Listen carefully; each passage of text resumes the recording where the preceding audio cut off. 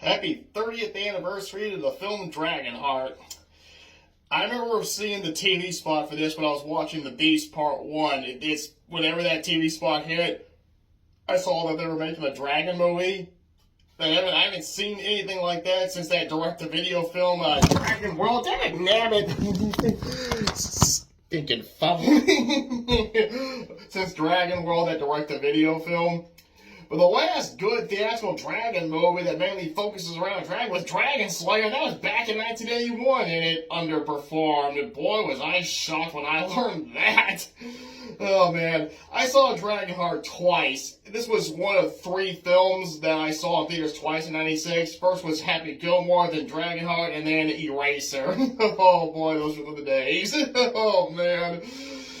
Dragonheart is a very predictable fantasy adventure. The trailer does spoil the story plot and with the outcome at the end and one of the characters' motives. The TV spots I don't think really tell you that much information. There's 5 of them that I'm aware of because I found 5 on the internet. But I don't think they spoil it too much so that means I'm grateful I just saw the TV spots and not the trailer. I didn't finally see the trailer until I bought it on DVD. But man, it is really predictable. I think the reason why a lot of people say it underperformed is because a lot of people have said it didn't live up to its hype because the movie did kind of come and go without really any big impact. Mainly because a lot of people were still waiting for Independence Day, which came out in July of 96. And also, I got a funny feeling that the movie being so predictable and the fact that the CGI dragon didn't age too well may have left a lot of people saying it's not as great as I remember. And the only impact that this movie ever had was just parodies of in cartoons with dragons talking like Sean Connery. That's really the only impact I remember this movie ever having. Especially in an episode, I think, of Ace Ventura, Pet Detective. Well, it's better than nothing. Now, the film opens up with Dennis Quaid's character, Bowen, I believe, training the young prince, Eon, I believe, and they're doing the old wooden sword at this ruins, and Dennis is dominating him, and he's making a float. He's even pouring a drink while cooking. But then a war breaks out between the kingdom and the villagers, so they are told to come. They go, and then they see the king. He basically pick up a torch after putting up his sword, starting some roofs on fire, catching some roofs on fire. Then the villagers show up and swarming, beat him up, and then take off. His son shows up. You think he's concerned. He goes, "My father's in danger." But when he sees that he's dead, he just takes the crown off. And when the guy grabs it, he goes, "Die already, it's mine." That's when we now know immediately he's really just a power-hungry tyrant. Well, Kara, the lady of the movie, she bumps into him by accident. She's got a bucket on her head for a helmet. She hits the prince, who is now a king. He impales on a spike, turns around, and then he's taken away to his mother, and they go and see the dragon.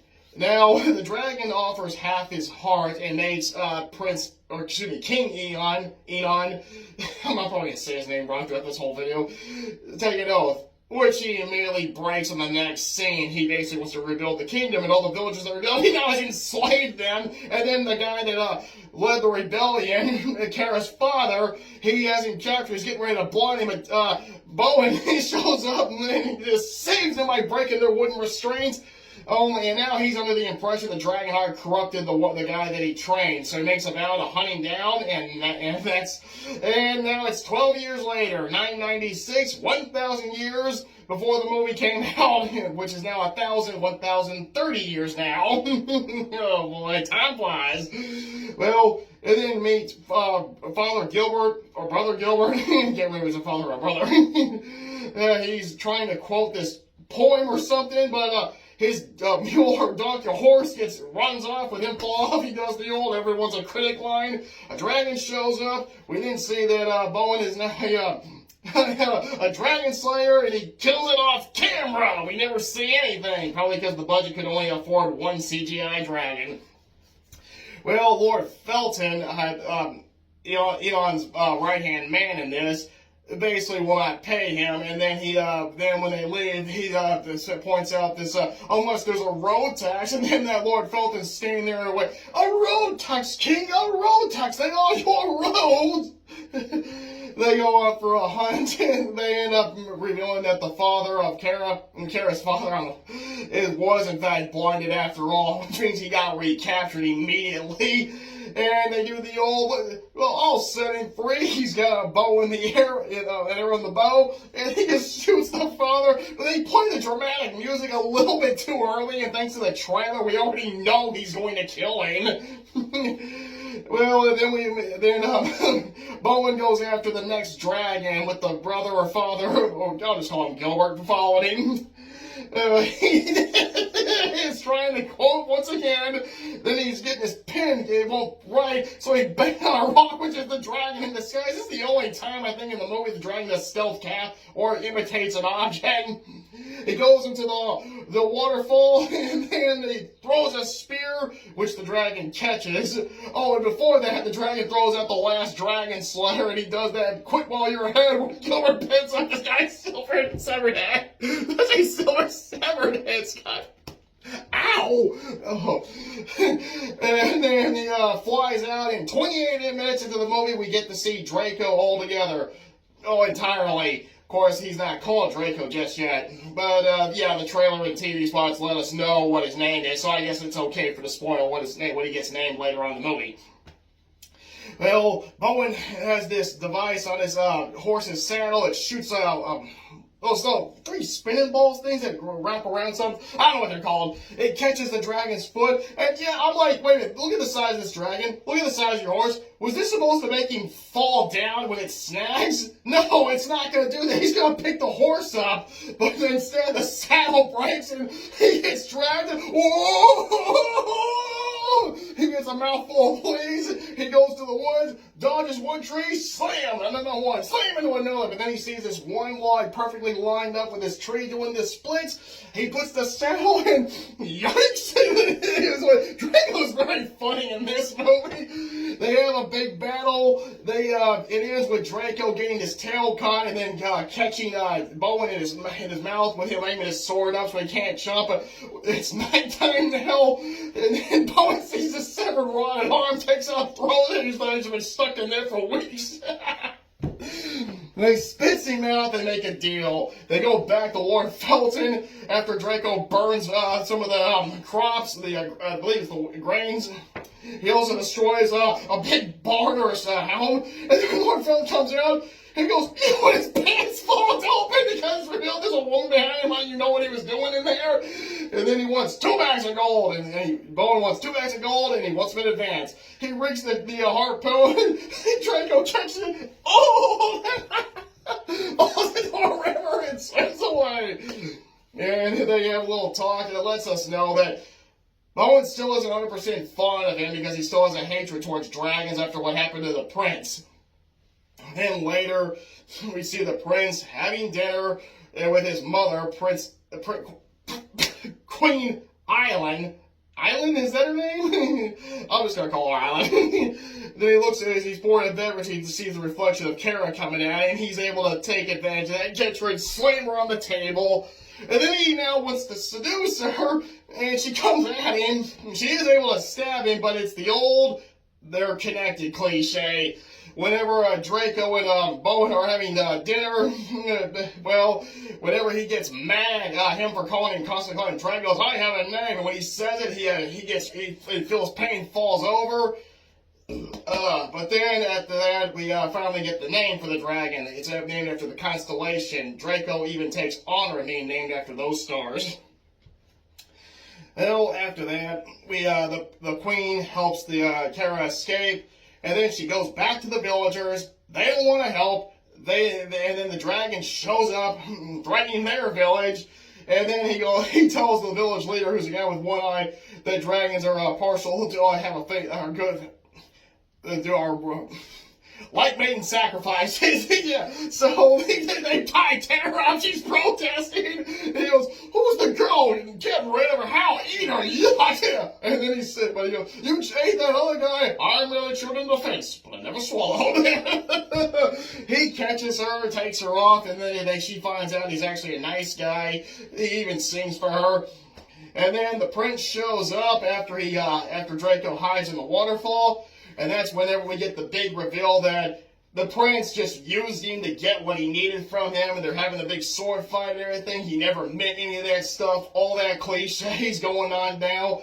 And then Draco shows up, opens up his chest to show that he is the one that they're connected, which causes the prince to be like, let's get the beep out of here. They just take off. And when it shows that out shot after he goes, no one told you to interfere in everything I go, but you look at Draco, he looks so cute and so cuddly. Like, you can replace it with a big old cute little weenie dog. I had weenie dogs. Maggie, Lynn, and Kelly. Well, they now basically go to this other village, and they're going to con these people that are really hungry. But when Kara tells them that Bowen and the dragon are in cahoots, Gilbert shows up and saves the day by letting them know that he is in fact a dragon slayer. But when they do, they go, oh, falls down. It's not deep. The villagers go, meat, come after him. And he just runs off. The three try and get away, but now the villagers have gone crazy. We're going to eat them. Draco shows up and catches them and flies them to King Arthur's resting place. That's when we get the big reveal that it was Draco, which leaves you questioning how the heck did he not know it was him? Yes, it was dark in that cave.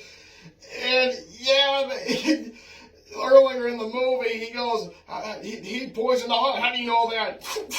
All us dragons know that. Listen, you can't remember this guy's voice. Look, I know it's been 12 years, but come on, man. Surely you can recognize it in Sean Connery's voice. Well, he does tell them the story about the whole issue with the dragons, the constellation stars, and how you have to earn your place there. They now go and form a rebellion, and Bowen stays behind until he gets a visit from King Arthur, who does the old, makes him quote the oath. He does, so he heads off, meets the villagers, and then he shows them that he's got a dragon, which is the signature shot with Dennis Quaid on the horse, and then Draco rising up behind him. Now they definitely want to be a rebel. They got a dragon on their side. And then when the bad guys see, they're like, I need one. Well, they have a big old showdown. They have a big thing. The mother hires dragon slayers to get rid of the dragon in a nice voice. She has a plan for those dragon slayers. Well, Draco shows up, starts attacking the dragon slayers, and one of them sounds like that dang doll from the Trilogy of Terror series. He gets shot in the chest, and when it shows his axe fall down, you know they're foreshadowing it's going to come back later. Well, they chase him off into the forest. They have a trap with fire on both sides, and then the villagers attack. The villagers are winning. The prince sees that, so he orders the retreat. But then when he gets hit with an arrow by Gilbert, who's now revealed to be a skilled archer, he shoots a wooden practice dummy in the head, and then the groin, and then it hits a real-life guy in the butt. Turn the other cheek, brother. Good one, man. Well, whatever, pulls the arrow out, he goes, the dragon slayer, so he has to get back, and once he does, he goes, no, I want it alive, safe and sound. And then when his mother shows up wanting to kill it, she kills one of the dragon slayers watching it, and well, that's whenever we get the big reveal that she hired him to kill him, because if Draco dies, her son dies with him, dies with him, and she basically now regrets saving a creature that wasn't worth saving. How unmotherly of you! Well, she walks off, he falls her, and then whenever he's no longer seen in the shadow, you hear the stab and her scream out, killed his own mother. You bastard! Linda D. George! I had to do it, I just had to do it. Well, they sneak in through the secret passage the mother showed Kara. They start taking out the goons. Now, Lord Felton is the first of the main three that's taken out. He hides when he sees Kara coming. When he grabs her, unfortunately, you can easily tell a guy sneaking up behind him before he blocks the guy from his path. And it's the one-eyed guy, the leader of the villagers. He stabs him in the back. And then Brian Thompson's in it as the big tough guy, Brock. He meets Kara in combat. She picks that axe that Dragon Slayer dropped. He cuts it in half, but then he gets her in the belly. She gets him in the belly. He goes, a girl.